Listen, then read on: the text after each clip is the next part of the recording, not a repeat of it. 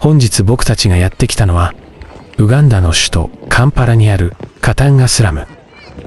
市内で最大級のインフォーマルな居住地の一つであり、鉄板やレンガなどの基本的な材料で作られた家屋が密集しています。住民は清潔な水、衛生設備、医療、教育といった必要不可欠なサービスへのアクセスが限られており、過密な居住空間や劣悪な廃棄物管理、豪雨時の洪水などの課題に直面しています。今日はここでカタンガの子供たちにチェスを教えている団体を取材してみました。彼女の名前はバナデット。マケレレ大学の学生でチェックメイト4チェンジという団体のリーダーとしてカタンガスラムの子供たちにチェスを教えています。彼女たちは毎週土曜日と日曜日にチェスと編み物を30人くらいの子供たちに教えています。バナデットは子供たちにチェスの一手一手の理由を尋ね、考える力を育てています。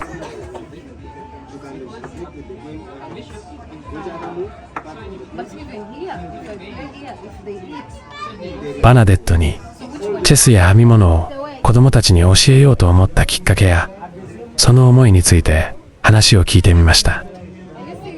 Then the kids told me they just go to school, come back, like normal people. Like the way you have rich parents who take you to school and then you come back. I was like, what do you mean? Doing things that are not supposed to be To be done by them. People at their level are not supposed to behave the way they want. And I realized it's not a problem, but they just didn't have the opportunity. They didn't have the platform to actually do that. So then I was like, you know what, when I came back to Kampala, I said, what can I give these kids? Because they need to learn how to work. These are kids who are picked from streets, have been begging. These are kids who are picked from poor families. They don't have enough, so they bring them to that home. And now they're being taught, pray and wait for food, which is very wrong. These are very young children and they have potential to actually work. So then I thought about what can I give them as dinner. I'm just a student, what can I give these kids?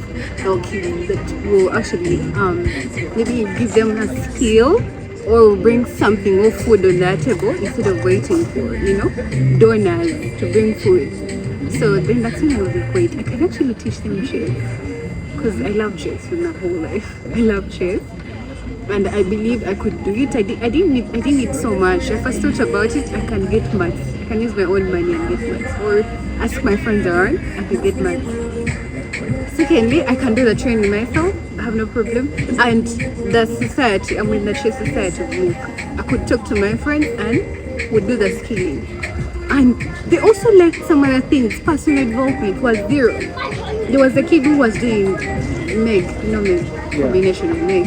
And then I asked him, what do you want to become? And she told me, a doctor. I'm like, wait, who told you when you're doing Meg you can actually be a doctor? Then that's how we realized now there is no career guidance. But a university student can provide career guidance to that kid. Totally different because they lack career guidance. And if you don't have career guidance, your education is down for. You need to have a direction. And us, we can provide that. Students can provide that. Yeah? We don't need so much money for the training, we don't need so much money for the guidance, we don't need so much money for the health, teaching them how to behave, how to, health, girls, teach them how to use disposable. Like, be independent, try to do something. Like, even when your sponsors come around and like, hey, I can actually buy this. Let me buy this and you get money. Instead of waiting for who has brought 30,000 to buy a kilogram of food. Because I asked them what's your biggest problem and they told me it was food. These are kids who are being trained to keep on begging. That's not the way. They must work. They need to be taught how to work. So that's when we came in. And then we also introduced crochet. So crochet is also there, but we had just started with our meeting. I met someone, she was selling some around campus, and I liked them so much. I'm like, wait, you have crochet? I bought them, not knowing she was the next person who was going to help me teach them. Because I came back, I'm like, hey, wait, but I have children. Can you teach them how to do crochet? She's like, I have no problem. So we had already raised some money from my friends. I had like I think about 300 something. So, and crochet things are very, very cheap. Yeah. I don't need so much. If you can make a sweater, I'll come and buy the sweater. And yes, these are girls. The girls, the boys, one day they're not going to stay in that home. They have to leave. And not everyone is going to be a doctor or whatever, depending on wherever they are. But if you have that skill you won't laugh what to eat. Your children will go to school because you have that skill. So that's when I'm like, okay, we can actually do it. So we have a whole team. I work with some other students. I have like a team. It's a team. Yeah. All I do is coordinate, like communicate. I'm the head. I talk to the administration, then I also try to bring them in, ask them for ideas. Yeah, that's what I do. But I can't do this on my own.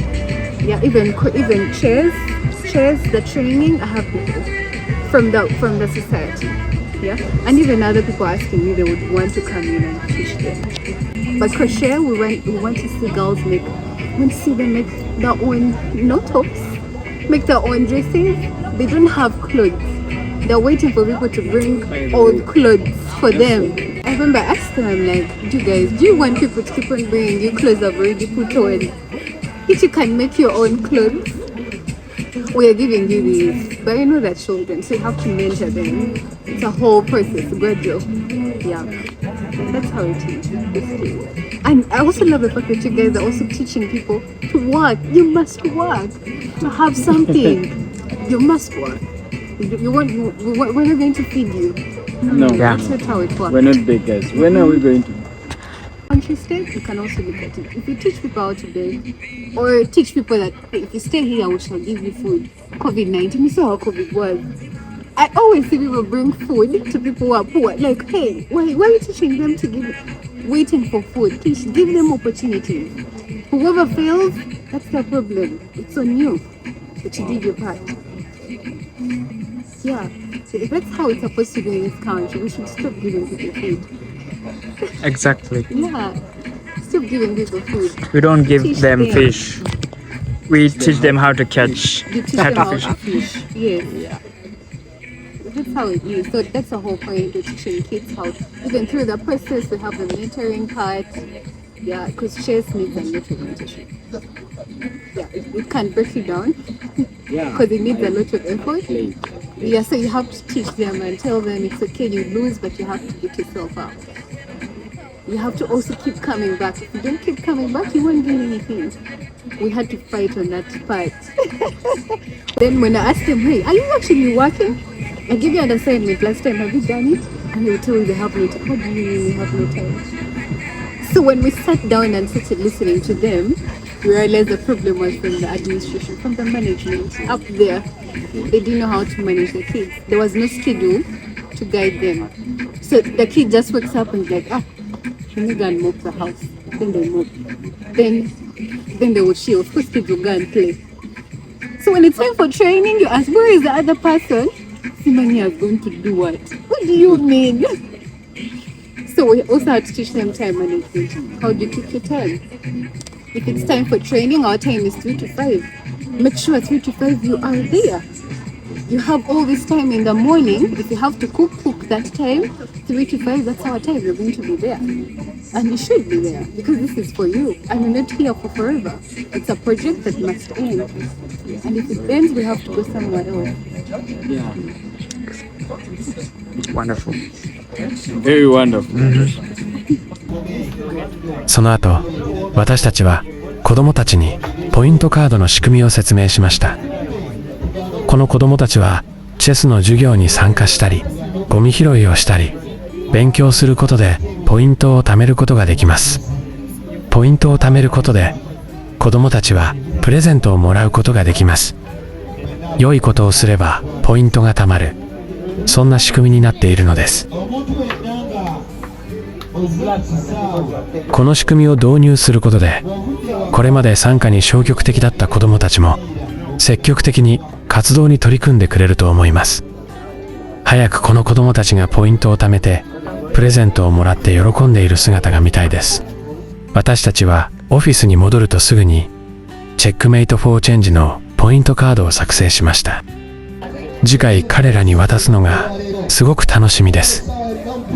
次回は子どもたちの夢やポイントカードの贈呈の様子をお届けする予定です。私たちの活動を応援してくださる方はぜひチャンネル登録と高評価をお願いします。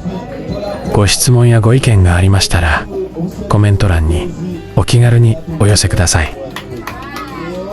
それでは次回の動画でお会いしましょう。